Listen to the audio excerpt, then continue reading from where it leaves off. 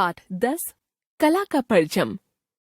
सैयद हैदर रजा भारत के उन बड़े कलाकारों में से एक हैं जिनकी बनाई पेंटिंग पूरी दुनिया में सराही जाती हैं। आज भी उनकी कलाकृतियाँ इस बात के प्रमाण स्वरूप मौजूद हैं। कई पुरस्कारों से सम्मानित होकर और वर्षों की कला साधना के फल स्वरूप सत्य को पहचानकर वे उसी में रम गए थे। रजा फाउंडेशन को मजबूती प्रदान करते हुए वे पंच तत्व पर काम करना चाहते थे, क्योंकि इन तत्वों से ही यह संसार बना है। एक दैनिक समाचार पत्र के संवाददाता से हुई उनकी बातचीत का अंश उनके जीवन की झलक प्रस्तुत करता है। रजा साहब, भारत लौटने का विचार आपने कैसे बनाया? फ्रांस में 60-70 साल रहने के बावजूद अपने वतन को मैं एक पल के लिए भी नहीं भूला।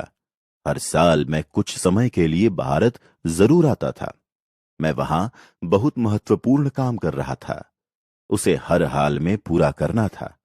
यह भी देखना था कि विश्व कला क्या है और भारतीय कला को क्या होना चाहिए। यह काम पूरा करने में समय लग गया। इसके अलावा वहां पर एक बहुत ही खूबसूरत लड़की मिल गई। वह चित्रकार थी। उससे मेरा विवाह हो गया। वह अपने परिवार की इकलौती लड़की थी। उसकी मां ने कहा, बेटा, मेरी एक ही बेटी है, तुम यहीं रहो। उनको दुख ना पहुंचे इसलिए 15-16 साल वहां ज्यादा रुकना पड़ा।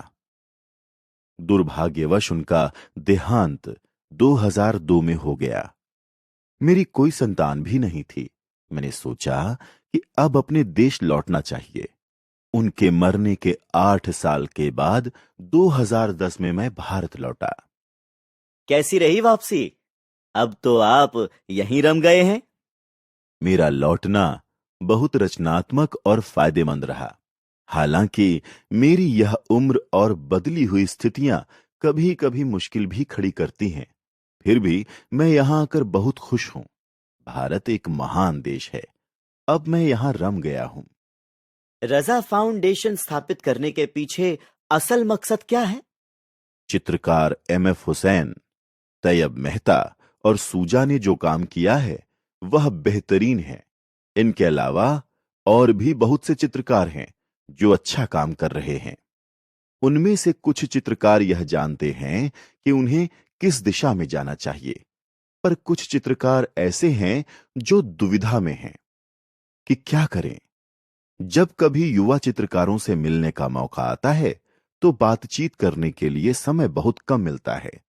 एक दिन मैंने सोचा कि क्यों ना एक ऐसी संस्था बनाई जाए जहां कला की सभी विधाओं के लोग एक साथ मिलकर संस्कृति के बारे में सोचें। उसी दरमियान यह आइडिया आया और रजा फाउंडेशन बना। हालांकि मैं अपना नाम नहीं देना चाहता था, लेकिन सभी ने कहा कि आप अनुभवी हैं, आपको अपना नाम देना चाहिए, इससे अच्छा प्रभाव पड़ेगा। दिल्ली में समकालीन कलाओं का संग्रहालय भी तो आप बनाना चाहते हैं? मैं नहीं बना रहा हूं, फाउंडेशन बना रहा है। भारत में सांस्कृतिक जागृति है। नृत्य, संगीत, लेखन, कविता और चित्रकारी में बहुत काम हो सकता है। मेरी इच्छा है कि इस दिशा में कला की सभी विधाओं से जुड़े हुए युवाओं को सही मार्ग दिखाऊं ताकि वे रचनात्मक दिशा में आगे बढ़ सकें। भारतीय कलाकारों में आप किन्हें पसंद करते हैं? कई चित्रकार हैं जिन्हें मैं खूब पसंद करता हूं। वे सभी हमारी पीढ़ी के चित्रकार हैं, जैसे तैयब मेहता, अमृता शेरगिल, गायतोंडे, राम कुमार, अकबर पद्मसी और कृष्ण खन्ना। कुछ युवा चित्रकार भी हैं जिनको मैं पसंद करता हूं, जैसे संजीव भोसकुटे, सुजाता बजाज। नई पेंटिंग्स में किन विषयों पर काम करना चाहते हैं? मैं पंचतत्व पर काम करना चाहता हूं।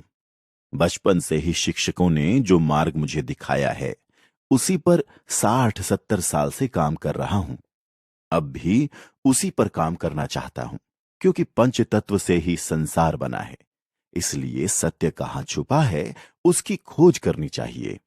आपकी कलाकृतियों में बिंदुओं को गहरे आकर्षक रंगों में रखा गया है।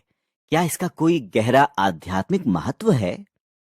हाँ, जैसे हम बिंदु को आत्मा समझकर रंगों के माध्यम से पहचानते हैं, उसी तरह रंगों के माध्यम से आत्मा की ओर जाते हैं। रंगों को समझकर ही उपयोग करना चाहिए, क्योंकि उसके माध्यम से हम आत्मा की ओर बढ़ सकते हैं। अगर चित्रकार उस चीज को नहीं समझता तो वह आत्मा की ओर नहीं जा सकता। भारत में कला, कलाकार की स्थिति और भारतीय कला के भविष्य पर आप क्या कहना चाहेंगे? इन दिनों महत्वपूर्ण और सामान्य दोनों तरह का काम कला में हो रहा है। जहां अच्छा काम होता है वहां मुझे बहुत खुशी होती है, और जहां बेकार काम होता है वहां ठीक नहीं लगता। अपनी समझ से हर किसी को निर्णय करना चाहिए कि चित्रकार अपना काम ठीक से कर रहे हैं या नहीं। आधुनिक भारतीय कला का भविष्य बहुत ही उज्जवल है।